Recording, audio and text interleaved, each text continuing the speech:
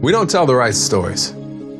Or when we do, we tell them wrong. We focus on the wrong parts. Like there's a story we like to tell ourselves about life. In the story, we will grow up, go to college, have a career, get married, have a family, grow old, and when, after a very long life, it is time to get our affairs in order, life will let us know.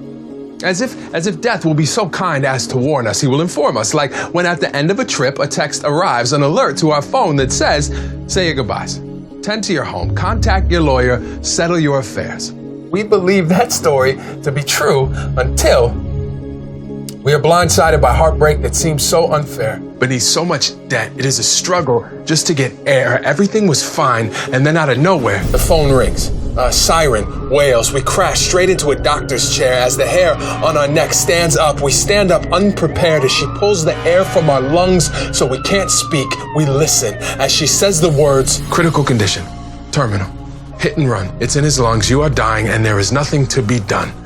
And when we tell the story of life insurance, that's the story we tell.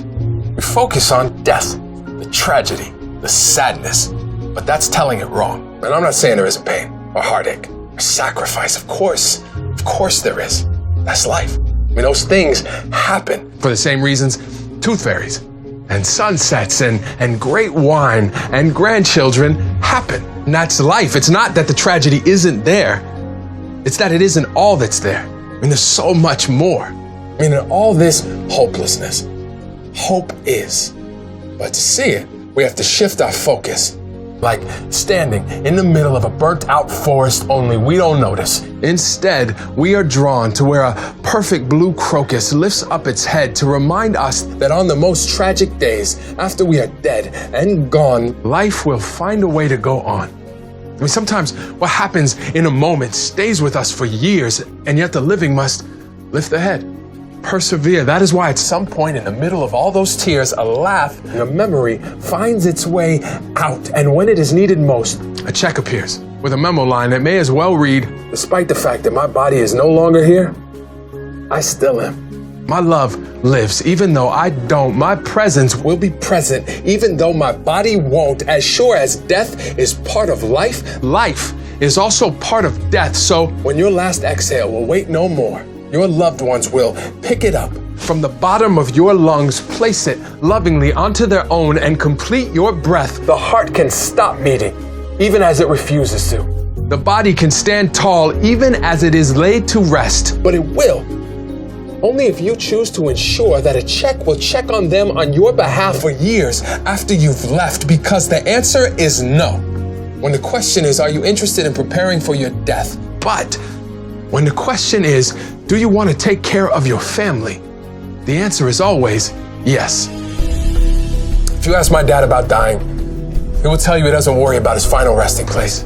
He worries about my mother and paying the mortgage so she will finally have a place to rest without worry. My friend told me he had one thought as his son raced to the hospital at 3 a.m. with him in the back seat struggling to breathe. He thought, what will happen to my son if I die? I mean, that's life. He told me later. He said, that's how it works. Real love means it happens to you both. We don't buy car insurance for when we get hit.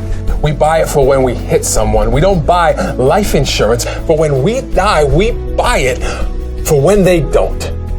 We buy it because when we love someone, we want to protect them from any added despair, any hardships that can be spared, to experience the happiest moments, even when we won't be able to experience them beside them. And it gives us comfort to know if we aren't able to have those moments, we can provide them.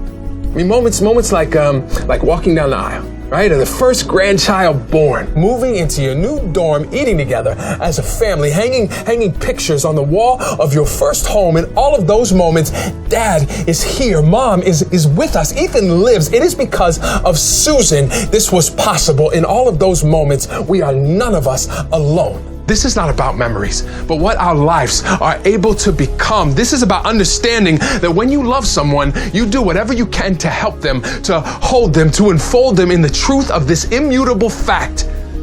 Life insurance is the final loving act of a person who at the end didn't see flashes of his own life. Instead, he saw the future he wanted for his parents, his kids, his wife, and he knew that if their pain could somehow be lessened, their load perpetually lightened, then perhaps their grief will be less sharp than it might have been. And by preparing for what might be, despite being frightened, it's like taking your loved one softly by the wrist, holding out the life insurance as a gift and saying, This is for all the flowers I would have bought. These are pennies for all of our children's thoughts, the mortgage for the house we finally got. I don't know if it's enough, babe, but it's a lot. Please use it to make the life we dreamed about exist. And if our kids ever wonder if I love them, you give them each a kiss while clenching this life insurance policy in your fist, and you tell them there is no doubt he loved us. He did this